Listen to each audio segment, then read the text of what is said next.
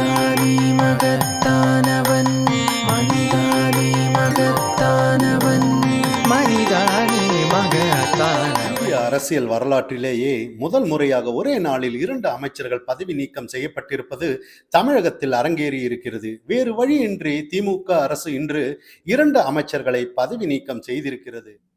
முதலில் ஊழலில் ஒட்டுமொத்த உருவமாக இருக்கும் அமைச்சர் திரு செந்தில் பாலாஜியை இத்தனை ஆண்டு காலம் தனது அமைச்சரவையில் வைத்து அழகு பார்த்த தமிழக முதலமைச்சர் திரு M.K. ஸ்டாலின் அவர்கள் மாண்புமிகு உச்ச நீதிமன்றம் விடுத்த கடும் எச்சரிக்கைக்கு பிறகு வேறு வழியின்றி இன்று அவரை பதவி நீக்கம் செய்திருக்கிறார்.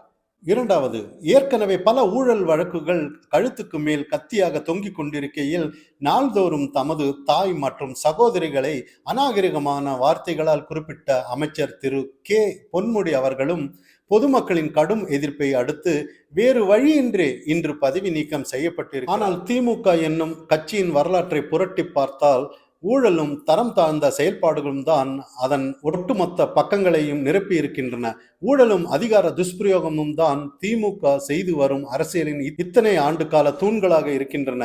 திமுகவின் இந்த மக்கள் விரோத செயல்பாடுகளை எதிர்த்து தற்போது தமிழக மக்கள் எதிர்ப்பு குரல் எழுப்புகையில் திமுகவின் அடித்தளமே ஆட்டம் காண்பதை பார்க்கும்போது மிகுந்த மகிழ்ச்சி அளிக்கிறது.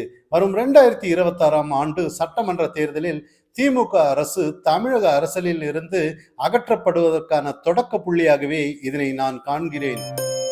மனிதானே மகத்தானவன், மனிதானே மகத்தானவன், மனிதானே